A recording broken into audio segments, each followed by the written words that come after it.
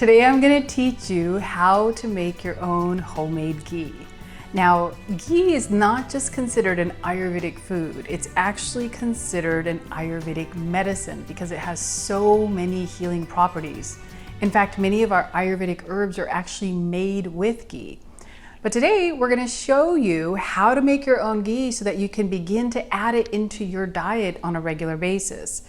Ghee has many healing properties, and in addition to healing the gut, it's also an amazing tool for beautiful skin. It can actually help you get a better night's sleep. And I'm going to show you how to do all of that after we learn to make our ghee. So I'm using 8 sticks of unsalted organic butter. We always use unsalted butter for making ghee. And you don't have to start with so many sticks. I'm starting with 8 sticks because that's typically enough for my family for about a month. And I've made ghee so many times, so I feel comfortable using a larger volume. But you can start with just 4 sticks because there's nothing worse than burnt ghee because you put so much time and love into the making of it. And burnt ghee can be the difference of just a few moments of it being on the stove for too long. So let's begin. Get your butter and get a nice reliable pot and make some ghee. All right, so I have my 8 sticks of unsalted organic butter and I've put the heat to low heat. Now, ghee is an exercise in patience because yes, it'll go faster if you put it on higher heat.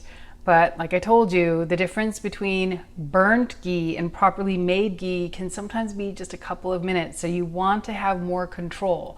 And the way you have that control is through the temperature. So as you can see, my butter is starting to melt. And the way that ghee is made is that you're boiling off all of the liquid up, and all of the milk solids are actually sinking down and getting stuck to the pan.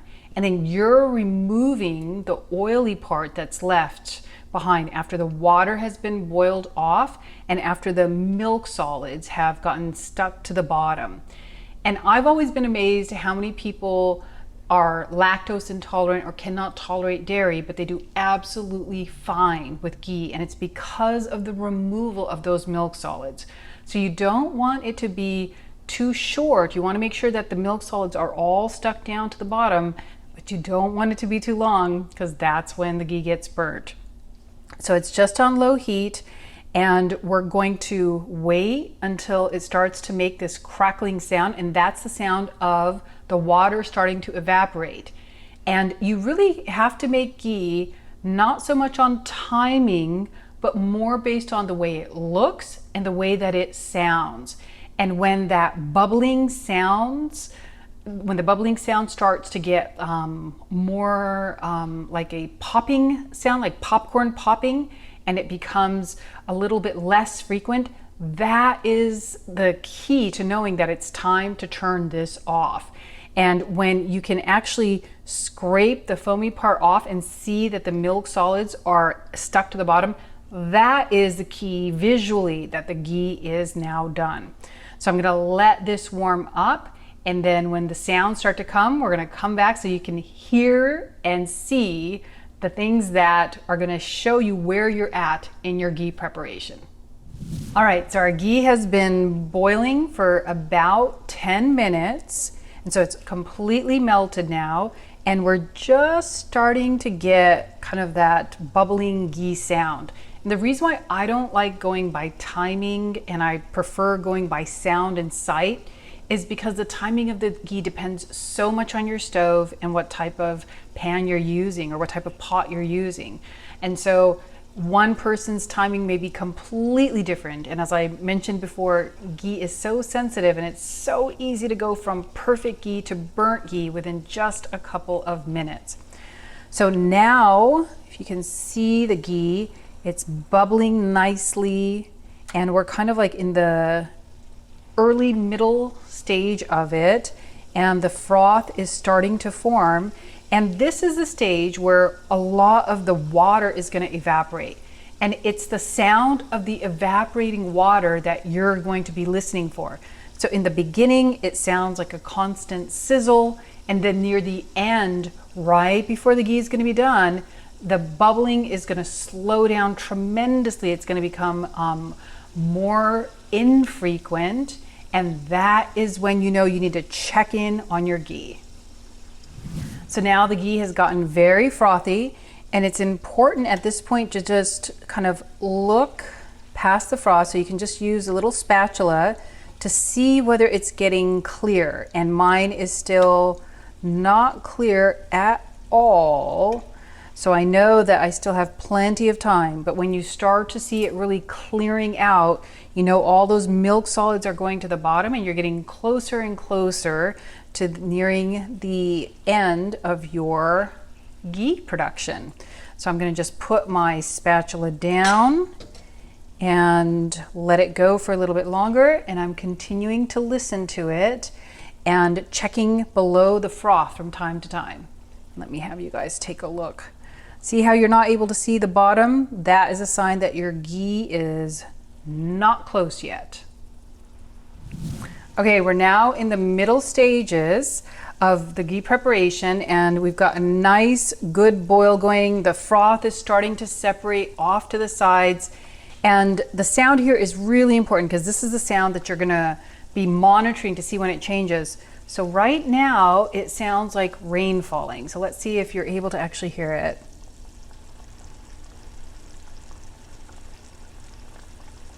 And so when that sound of rain falling suddenly begins to change to the sound of popcorn popping, that is when you know that your ghee is almost done.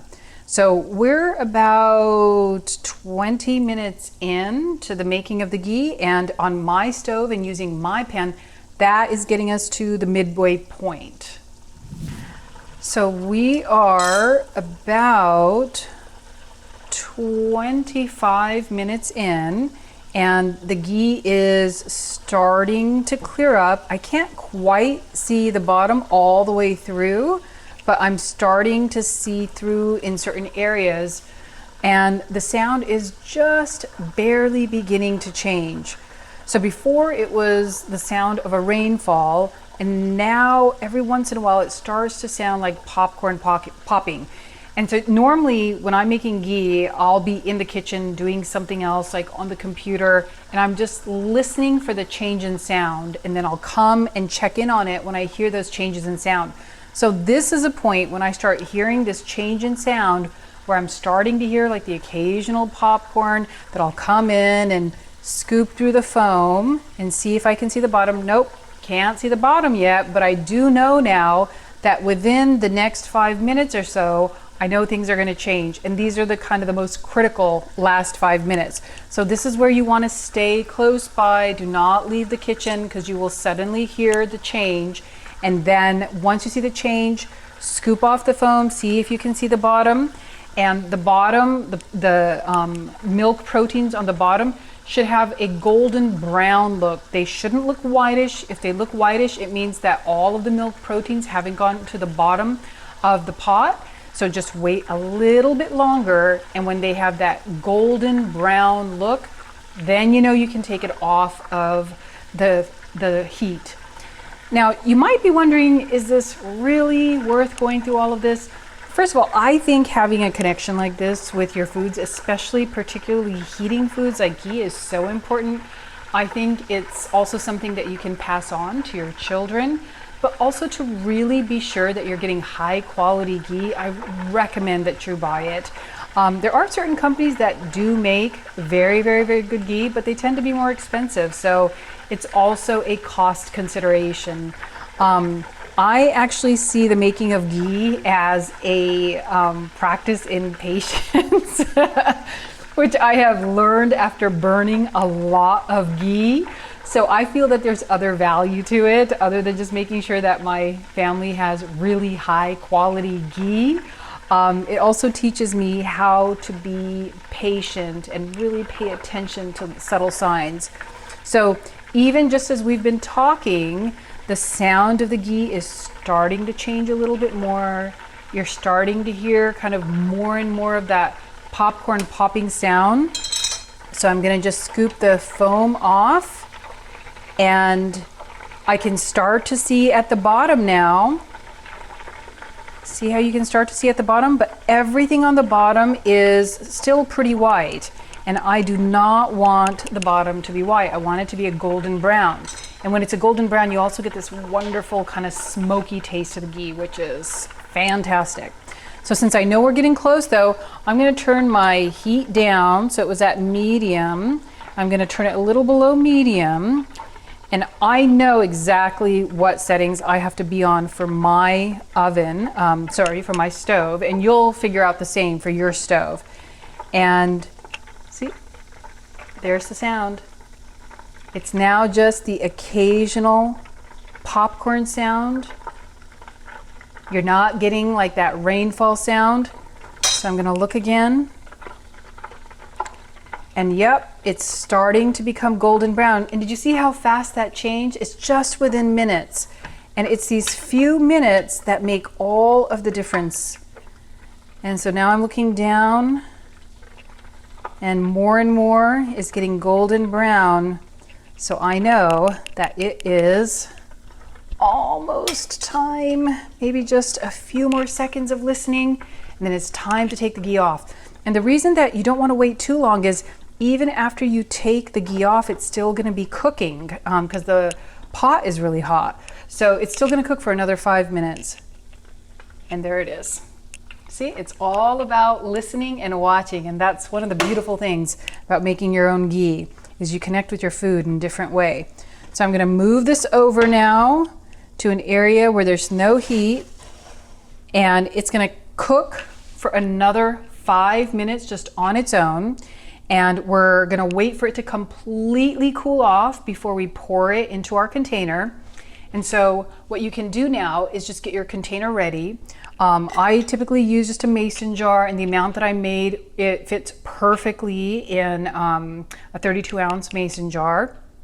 And then you can just get a strainer, some cheesecloth, cover the strainer with the cheesecloth. And then once the ghee is completely cool, and that will take up to about an hour.